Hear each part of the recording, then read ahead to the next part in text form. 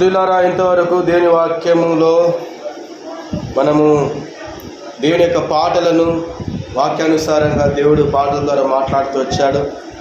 వాక్యానుసారంగా దేవుని ఆరాధించడానికి కొన్ని వచనములను మనము దేవుని యొక్క వాక్యంలో చూసుకుందాం. రండి, అపోస్తలుడైన పౌలు ఎఫెసీయులకు రాసిన పత్రిక, అపోస్తలుడైన పౌలు ఎఫెసీయులకు రాసిన పత్రిక 1వ అధ్యాయంలో 7వ వచనాన్ని అందరం కలిసి చదువుకుందాం. ఎఫెసీ 1వ అధ్యాయం 7వ వచనాన్ని అందరము కలిసి చదువుకుందాం. దేవుని కృపా మహదైశ్వర్యమును బట్టి ఆ ప్రియుని యందు ఆయన రక్తము వలన మనకు విమోచనము, అనగా మన అపరాధములకు క్షమాపణ మనకు కలిగి ఉన్నది. ఇక్కడ చూస్తున్నాం ప్రియులారా, దేవుని కృప వలన, ఆయన మహిమ వలన, ఐశ్వర్యము వలన ఆ ప్రియుని యందు మన ప్రభువైన యేసు క్రీస్తునందు మనకి ఆయన రక్తము వలన మనకి ఏం కలిగిందంట? క్షమాపణ కలిగి ఉంటున్నది, విమోచన, పాప విమోచన. మన అపరాధములకు ఆయన ఆ యొక్క సిలువలో బలి అయిపోయి నీ బట్టి నా బట్టి, అంటే నిన్ను బట్టి నన్ను బట్టి ఆయన సిలువలో మరణించడం అనేది జరిగింది. నిన్ను బట్టి నన్ను బట్టి ఆయన కృప మన పైన కుమ్మరింప చేయడానికి సిలువలో రక్తమును చిందించినట్లుగా దేవుని వాక్యంలో మనం చూస్తూ ఉంటున్నాం. చూడండి, ఇక్కడ మనం చూస్తూ ఉంటున్నాం, దేవుడు మనతో మాట్లాడుతూ ఉంటున్నాడు. ఉదయకాల సమయం వేళ, దేవుని ఆరాధించే సమయం వేళ మనము ఆయన యొక్క కృపను పొందుకొని ఉంటున్నాం. కృప లేకపోతే ఈ దినమున సజీవ లెక్కలు మనము ఉండేవాళ్ళమా అండి? లేదు. కృప సమృద్ధి, ఆయన కృప సమృద్ధి ప్రకారమే ఆయనలో, ఆయన రక్తం ద్వారా మనకు విముక్తి అనేది లభించింది. అంటే మన పాపాలకు క్షమాపణ కలిగింది. కాబట్టి పాప క్షమాపణ, పాపములకు పరిహారముగా ఆయన యొక్క సిలువలో బలి అయిపోతూ వచ్చినాడు. చూడండి, దేవుని యొక్క వాక్యంలో మనం చూస్తాం కృపా సమృద్ధి అంటే. ఇక్కడ చూడండి, రోమా 2వ అధ్యాయంలో మనం చూసుకున్నట్లయితే, రండి వాక్యంలో చూసుకుందాం. రోమా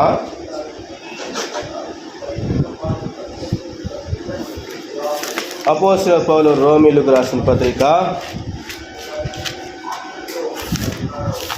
2వ అధ్యాయం 4వ వచనం చదవండి. లేదా దేవుని అనుగ్రహము మారు మనసు పొందుటకు నిన్ను ప్రేరేపించుచున్నదని ఎరుగక ఆయన అనుగ్రహ ఐశ్వర్యమును, సహనమును, దీర్ఘశాంతమును తృణీకరించుదువా? చూడండి, ఇక్కడ చూస్తున్నాం, నీవు పశ్చాత్తాపపడడానికి దేవుని దయ దారి తీస్తుందని నీకు తెలియదా?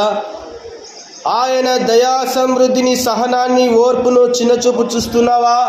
ఎన్నో మార్లు మనము చిన్నచూపు చూస్తూ ఉంటాం. దేవుణ్ణి పక్కన పెట్టేసి ఆయన ఆరాధించకుండా, ఆయన కనపరచకుండా, ఆయన కీర్తించుకోకుండా నిర్లక్ష్యం వహిస్తూ ఉంటాం.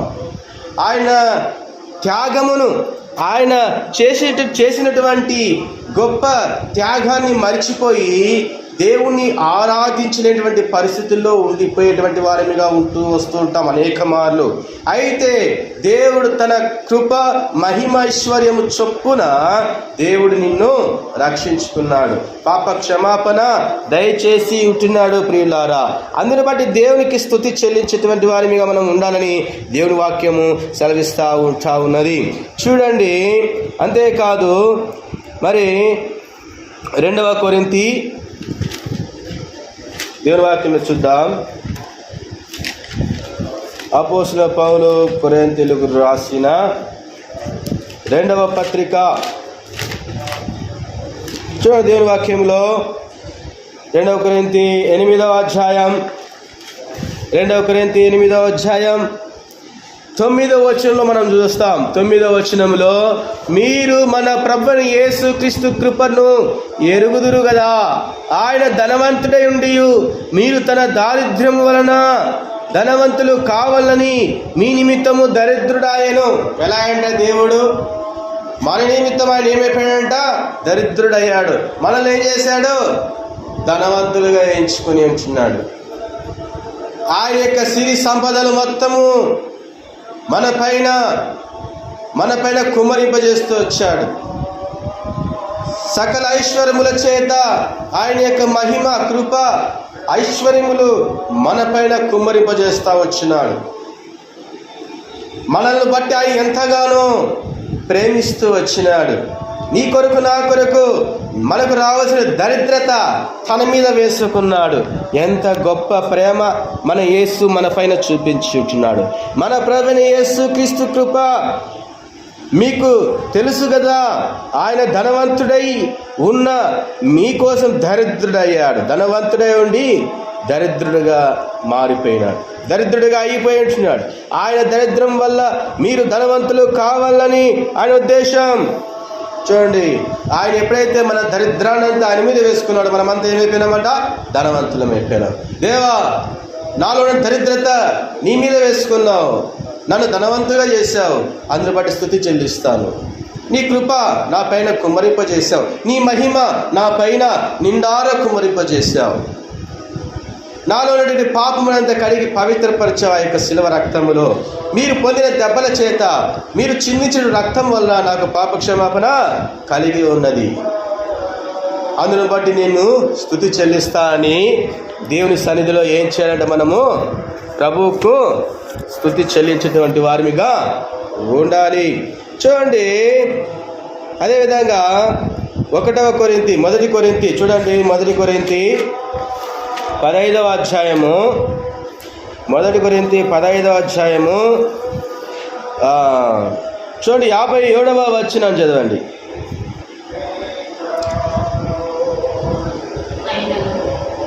అయినను మన ప్రభువైన యేసుక్రీస్తు మూలముగా మనకు జయము అనుగ్రహించిన దేవునికి స్తోత్రము కలుగునుగాక. దేవునికి స్తోత్రము కలగా. ఎందుకంటే ఎల్లప్పుడూ క్రీస్తు యేసునందు నివసించు వారికి ఆయన మహిమైశ్వర్యము చొప్పున ఎవరైతే ఆయన సహవాసము నిలిచి ఉంటారో వారికి ఎల్లప్పుడూ ఏముంటుందంట? జయం, జయం, జయం. దేవుడు నీ కొరకు, నా కొరకు ఆ కలువరి శిలువలో వేలాడుతూ సమస్తమును కోల్పోతూ మరణించినట్లుగా మనం చూస్తున్నాం. సమాధి చేయబడ్డారు, తిరిగి 3వ దినం మృత్యుంజయుడిగా లేచినాడు. జయవంతులది ఆ నగరం. కాబట్టి మృత్యుంజయుడు దేవుడు విజయం సాధించినాడు, మరణాన్ని జయించినాడు. కాబట్టి మనము కూడా ఎల్లప్పుడూ విశ్వాస జీవితంలో ఎప్పుడు మనము కూడా విజయం, విజయం, విజయం. మనలో కూడా ఎల్లప్పుడూ దేవుడు విజయం ఇస్తూ ఉన్నాడు. కాబట్టి విజయం ఇచ్చిన దేవా, సమాధి నుండి లేచిన దేవా, నీకే స్తుతి చెల్లిస్తాను, స్తోత్రము చేస్తాను దేవా అని ఉదయకాల సమయంలో దేవునికి ఏం చేయాలా? స్తోత్రములు చెల్లించేటువంటి వారిగా ఉండాలా, దేవుని ఆరాధించేటువంటి వారిగా మనం ఉండాలని దేవుని వాక్యము తెలియజేస్తూ ఉంటున్నది. చూడండి, ఎఫెసీయులకు రాసిన పత్రిక, అపోస్తలుడైన పౌలు ఎఫెసీయులకు రాసిన పత్రిక దేవుని వాక్యంలో చూస్తాం. 17వ వచనం చదవండి. 1వ అధ్యాయం 17వ వచనం.